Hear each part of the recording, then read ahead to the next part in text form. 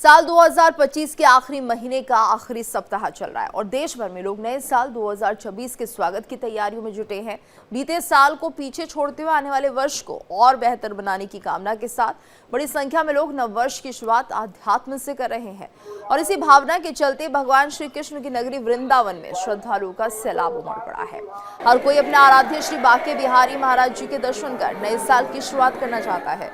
श्रद्धालुओं का मानना है कि नए साल पर श्री बांके बिहारी जी के दर्शन से जीवन में सुख समृद्धि और परिवार में सुख शांति बनी रहती है। यही कारण है कि देश ही नहीं बल्कि विदेशों से भी श्रद्धालु वृंदावन पहुंच रहे हैं।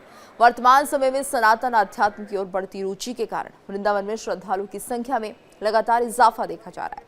मंदिर के आसपास की गलियां, धर्मशालाएं और सड़कें श्रद्धालुओं से भरी हुई नजर आ रही हैं। देखिए हमारे संवाददाता प्रेम कौशिक की ये रिपोर्ट।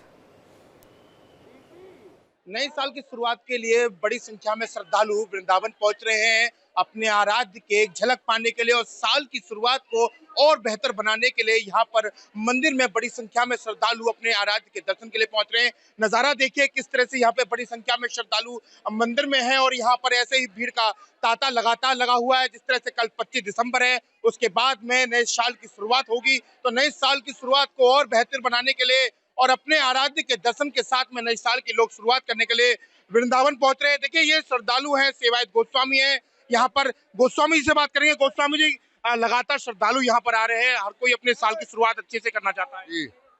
सब जय बिहारी जी की, सब बिहारी जी महाराज के आशीर्वाद लेने के लिए आ रहे हैं नए साल पे। नए साल पे हर साल भीड़ होती है, अब की बार भी खूब भीड़ होगी और बिहारी जी की कृपा सब पे बरस रही है। सब बिहारी जी को आशीर्वाद लेने के लिए आते हैं सब। यहाँ पर देखिए तमाम श्रद्धालु भी मौजूद हैं, उन लोगों से बात करेंगे कि कहाँ से वो लोग आ रहे हैं। अब आप लोग कहाँ से आए हैं? दिल्ली से। दिल्ली से आए हैं। नए साल की शुरुआत होने वाली है, किस तरह से ठाकुर जी के चरणों से शुरुआत कर रहे हैं आप लोग? बस ठाकुर जी के दर्शन करके ठाकुर जी के नए साल की शुरुआत करना चाहते हैं कि ठाकुर जी की कृपा ऐसे बनी रहे हमारी। मंदिर की बेहतर व्यवस्था के लिए भी कई प्रयास किए जा रहे हैं यहाँ पर व्यवस्थाओं को लेकर। ठाकुर जी की सब जो ठाकुर जी करेंगे अच्छा ही करेंगे। आप लोग किस तरह से साल की शुरुआत कर रहे हैं? ठाकुर जी दर्शन करके, ठाकुर जी का नाम लेके, और क्या, बस यही है। सब कुछ ठाकुर जी है, उनकी कृपा से नया साल का जीवन बढ़िया होता जाता है। ये तमाम श्रद्धालु हैं यहाँ पर जो अपने बांके बिहारी के दर्शन करने के लिए आए और बाकी में कहना है जो भी ठाकुर के दर्शन कर कर अपनी साल की शुरुआत करता है, वाकई में भगवान उन पर कृपा करते हैं, बांके बिहारी राधा रानी कृपा करते हैं और साल उनका बेहतर होता जा जाता है। प्रेम कौशिक, इंडिया डेली, मथुरा वृंदावन। और वहीं हमारे संवाददाता प्रेम कौशिक ने दिनेश गोस्वामी से भी खास बातचीत की है, जो कि सेवायत गोस्वामी है, हाई पावर कमेटी के सदस्य हैं।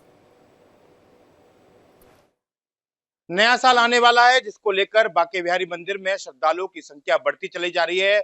किस तरह की नए साल में बेहतर व्यवस्थाएं यहाँ पर हाई पावर कमेटी द्वारा की जाएगी और क्या क्या नई व्यवस्थाएं होंगी, हमारे साथ में दिनेश गोस्वामी जी यहाँ पर सदस्य हैं हाई पावर कमेटी के। नया साल आने वाला है, बड़ी संख्या में श्रद्धालु अपने आराध्य के दर्शन करने के लिए वृंदावन पहुंच रहे हैं, बांके बिहारी मंदिर पहुंच रहे हैं। पावर कमेटी द्वारा, आप लोगों द्वारा कैसी व्यवस्थाएं की जा रही है नए साल? देखिए, पिछली मीटिंग हुई थी 15 तारीख में, तब भी हमारा जो मेन पॉइंट था वो थी 1 तारीख को आने वाली व्यवस्थाएं। यह सब जानते हैं कि आज हर लोगों का जो झुकाव है हिंदू धर्म की तरफ है, सनातन धर्म की तरफ है। पहले लोग छुट्टियां मना, ये मैं पहले भी वाइड में कह चुका हूँ। खैर वो छोड़िए, हमारी तरफ से पूरी व्यवस्थाएं करने की कोशिश कर रहे हैं। इसके लिए पूरा मंथन चल रहा है और कल एक हमारी फिर मीटिंग है, उसमें हमारा प्रमुख मंथन जो होगा वो अभी आने वाले भक्तों के लिए, चाहे सैनाली मान लो, भक्त मान लो या हमारे अतिथि मान लो, उनके लिए पूरी व्यवस्था करने की कोशिश करेंगे। क्योंकि मेरा अनुमान है, ये मेरा अनुमान है, आंकड़े वो अनुमान है पिछले उससे कि भयंकर भीड़ होती है, लगभग 4 से 5 लाख लोग आ सकते हैं। उसको देखते हुए सबसे पहले मेरी आपके चैनल्स के माध्यम से अपील है उन बुजुर्गों की, असहायों से, विकलांगों से और जो मतलब डिसेबल हैं, वो मंदिर के दर्शन करने कम से कम नव वर्ष पर नहीं आए, अपने घर बैठकर ही ठाकुर जी की प्रार्थना करें और अपने छोटे बच्चों को न लाएं। अगर लाएं तो उनकी ऐसी व्यवस्था करें, उन्हें होटल में छोड़ें, गेस्ट हाउस में छोड़ें या बाहर किसी अपने आदमी के पास उन्हें छोड़ दें, उन्हें नहीं लाएं। जूते पहनकर कदापि नहीं आए। जूते चप्पल वन वे होगा, इसलिए जो नाके बने हुए हैं वहाँ जूते चप्पलों की जो व्यवस्था है उससे आगे न बढ़े। अगर आप जूते चप्पल ले गए तो बांके बिहारी तुम्हारे जूते चप्पलों को नहीं लौटाएगा। आप देख लेना। आपने गोस्वामी जी एक बात कही कि सभी लोग जो असहाय हैं या फिर बुजुर्ग हैं वो घर बैठ के दर्शन करें।